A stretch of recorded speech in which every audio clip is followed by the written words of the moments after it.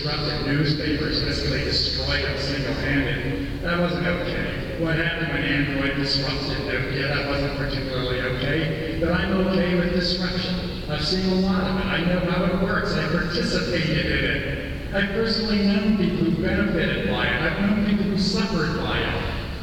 I have seen disruption in music, literature, the arts, entertainment, publishing, the court, the state, the military, political parties, manufacturing, pretty much everywhere except finance, health, the law, and the prison/military industry. Which is why they've got all the money now and the rest of us are pretty much reduced to disrupted global peons. Computers were really, truly disrupted. Mobile devices are so radically disrupted that they even disrupted computers. They're a bigger deal than the dead bookstores. We've got guys who own cell phones in this world who can't even read. And I'm very intimate with this spectacle. I'm very keen on all its little ins and outs. The thing that bugs me about your attitude toward it is that you don't recognize its tragic dimension. This is something literature has always been very keen on. The technology never gets around to acknowledging the cold wind moaning through the empty stone box. When do you get on up to it? Where are the Dell PCs? This is Austin, Texas, Michael Dell, the biggest tech mogul in Central Texas. Why is he not? Why is he not at least selling his wares? Where are the dedicated gaming consoles you used to love? You remember how important those were? I could spend all day here just reciting the names of the casualties in your line of work. It's always the electronic frontier. Nobody ever goes back to look at the electronic forests that were cut down with chainsaws and tossed into the rivers. And then there's this empty pretense that these innovations make the world better. This is a dangerous word. Like, if we're not making the world better, then why are we doing this at all? Now, I don't want to claim that this attitude is hypocritical, because when you say a thing like that, it sounds like, oh, we're here to make the world better. You haven't even reached the level of hypocrisy. You're stuck at the level of childish naivete. The world has a tragic dimension. This world does not always get better. The world has deserts. Deserts aren't better. People don't always get better. You personally, once you're over middle age, when you're becoming elderly, you don't get better every day. When you were elderly, you were in metabolic decline. Every day you get worse. It's the human condition. It's a simple truth. It is fabulous to think that culture or politics or society or technology always gets better. It's just not true. And it's certainly not true right now. Since the financial panic of 2008, things have gotten worse across the board. The austerity is a complete policy failure. It's even worse than the panic. We're not surrounded by betterness in 2013, but practically every measure, nature is worse, culture is worse, governance is worse, the infrastructure is in visible decline, business is worse. People are living in cardboard and Silicon Valley. We don't have even much to boast about in our fashion. Although you have lost weight. And I praise you for that because I know it must have been hard. We're living in hard times. We're not living in jollyboom.com times. And that's why guys like Evgeny Morozov, who comes from the miserable country of Belarus, gets all jittery and even fiercely aggressive when he hears you talking about technological solutionism. There's an app to make that all better. Okay, 1 billion apps have been solved. Where's the betterness? Things do not always progress, and the successes of progress become thorny problems for the next generation. They don't stay permanently better. Our value judgments about what are better are temporary. They are time-bound. When you overuse the word better, it's like a head fake. It's a mantra. You don't have a betterometer. You can't measure the length and breadth and duration of the betterness. Better is a metaphysical value judgment. It's not a scientific quality like mass or velocity. You can't test it experimentally. We don't know what's better. We don't even know what's worse. Which is good. Every cloud has a silver lining. Google doesn't want to be evil, that they don't have an evilometer. They don't have an evil avoidance algorithm. I can already tell you what an evil Google class looks like. Nobody mentioned it, but it's stunningly obvious. You just take the 4 glass design principles and you reverse them. You use software that was not designed for glass. Buggy, abusive software, stuff that breaks up or jams or just fails to display. You grab fiercely for attention. You disrupt the user's day. You send the user stale, useless information. You do freaky coding that breaks, or hacks, or phones the device. And why do I know these things? Because they're already present in Android right now.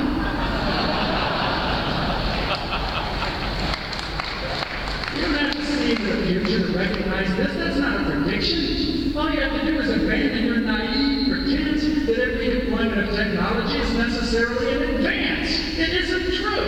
If I'm a huckster in Ghana who is spamming you through Google Glass, for me that situation is better. I'm not your pal. I'm an adversary. I'm out to rob you. The Russians, they used to want to blow up Stanford. They didn't want to send us Sergey Brin. They were not our permanent enemies. They were not always bad. Anything that's good for us is bad for them. It's not true. If you're fixated on betterness, you might lose hope when good goes to the bad. You might even lose hope when bad goes to the good, because it leaves you at sea, because you were living in illusion. You were living in illusion. So back to the Southwest. Arizona State University, where we had an event called Emerge. Emerge #2, the future of truth. Love this, future of truth. Naturally, it was a bit about truth. And so people at this event spent all their time making stuff up. I was thrilled by this approach, because they weren't doing it in any traditional science fictional way. It was much more of a design fictional, think and do math kind of way, which accounts for the 3D printing and the laser holes. It was a way anybody in this room would have recognized, especially if you were outside our stone blocks here at the convention center, and you were out in the maker gym there, in the dirt with the fold-out tables under the tent fabric. You may have noticed a flag inside that tent. Had like a declaration of principles. I love those. Always love declarations of principles. It's not that I obey them. I'm just glad to see them. So those are principles from Joey Ito, who's the recently appointed head of MIT Media Lab. Great guy, Joey Ito. Always benefit from listening to him. Take him totally seriously. His sister, also awesome, Mimi Ito. She's an anthropologist, an impressively wise and kindly woman. I think the world of her. I would trust her with the kids and the car keys. So, Joey is complaining in an interview about how disrupted our world is. He gets it. Favelas everywhere, chaotic. So he's going to media lab his way out of the situation. He's invented some principles, he says. 9 or so principles, he says, to work in a world like this. Number 1, resilience instead of strength. Which means that you want to yield and allow failure, and you bounce back instead of trying to resist failure. And principle number 2, you pull instead of push. That means you pull the resources from the network as you need them, as opposed to centrally stocking them and controlling them. And number 3, you want to take risks instead of focusing on safety. And number 4, you want to focus on the system instead of objects. And number 5, you want to have good compasses, not maps. And number 6, you want to work on practice instead of theory. Because sometimes you don't know why it works, but what is important is that it is working, not that you have some theory around it. And number 7 is disobedience instead of compliance. You don't get a Nobel Prize for doing what you were told. Too much of school is about obedience. We should really be celebrating disobedience. And number 8 is the crowd instead of the experts. And number 9 is a focus on learning instead of education. And he concludes, we're still working on it. That's where our thinking is headed. So I put that on my Tumblr. Thought it was kind of nifty. People went nuts. The crowd loves that. Even if the experts don't love it, obviously. Super popular set of things. Let me point out the difficulty with this approach, although I respect it very much, and I even understand it as like a description of my own practice, something I've been doing for a long time. What's the problem there? The problem is that it intensifies the churn. It doesn't cure it or stop it or help it. It's creating part of the problem. A world in which everybody did that would be 100 times more disturbed than it is right now. And the ASU emerged had those problems too, mostly because it was doing the exact same thing, just in a slightly different vocabulary. And it had the benefits. What was going on there? We had a bunch of multidisciplinary groups together. We're like trying to get reality, the truth, to emerge from the shadows of futurity. How can we make something emerge from obscurity? Well, instead of describing it or writing white papers about it, we're gathering together and we're trying to personify it. We're trying to experience it. It's like experiential futurity, public testimonies.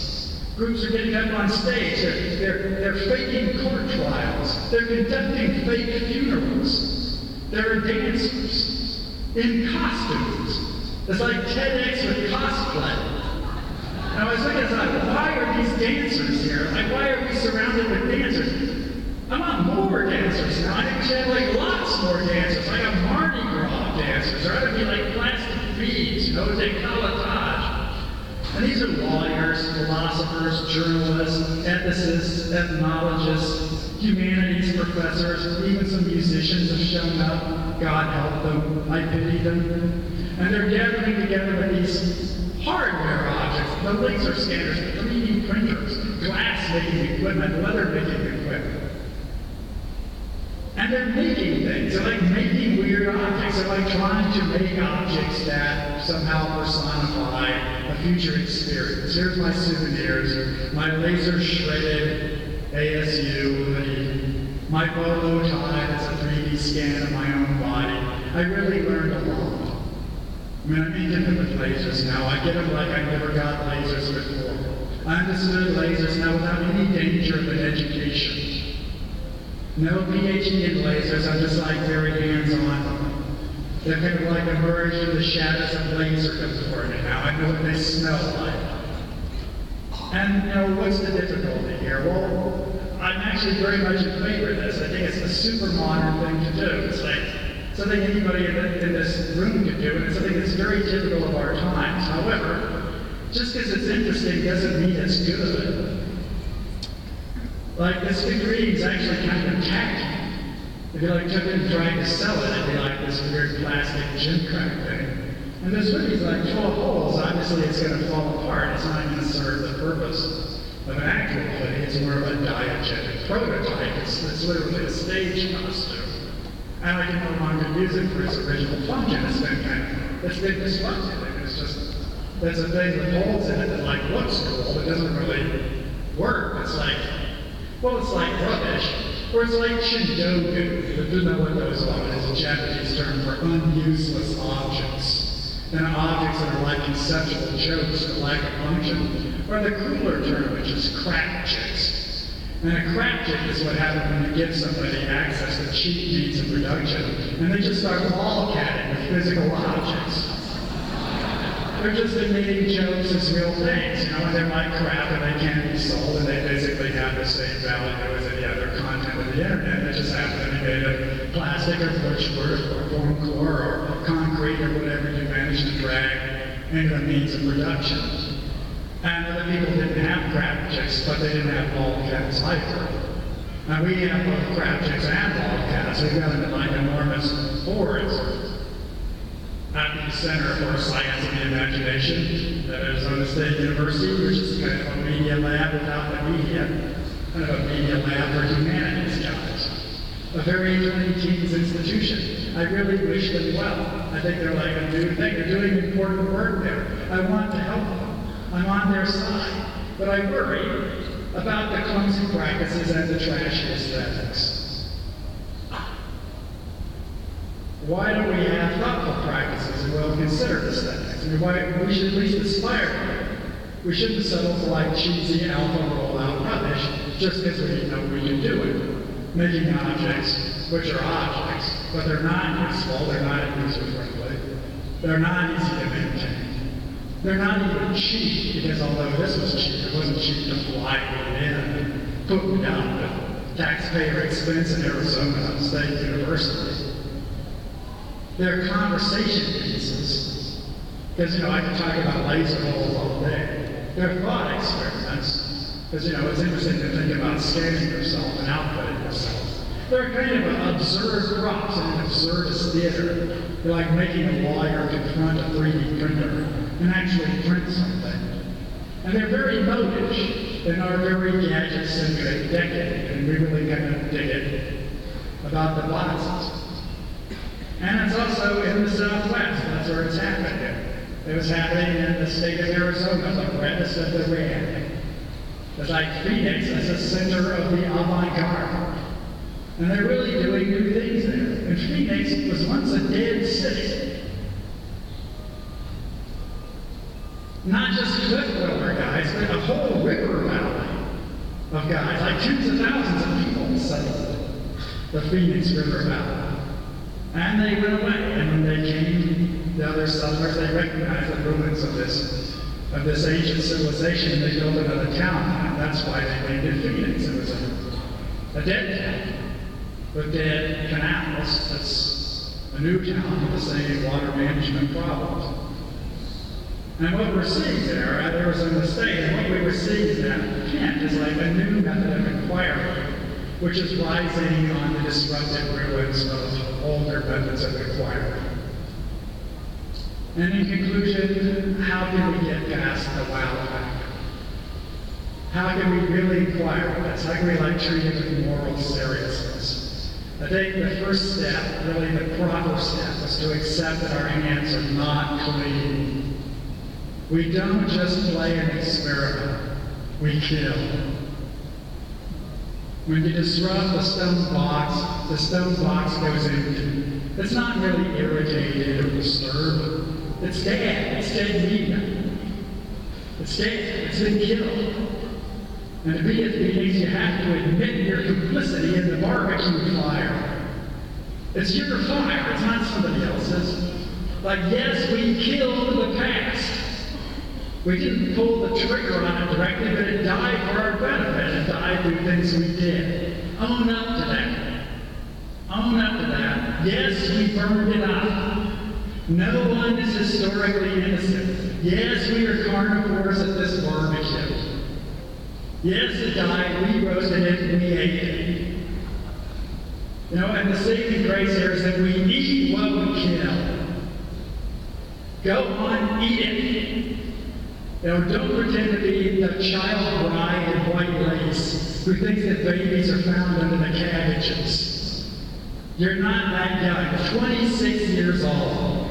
You got to be slaughtering the hog of the 20th century, roasting it over a bonfire. Live up to it. Come on. To kill it and pretend that was some kind of accident, that is shady. To kill and eat it is fierce, but it's honorable. Because you're taking the substance of the past and making it part of yourself. You are giving it new form and allowing it to take flight. The past is ablaze, the sky is full of smoke, but the Phoenix takes it. The Phoenix is a desert eagle. The Phoenix is a bird of prey. So thanks for your attention. See you next time.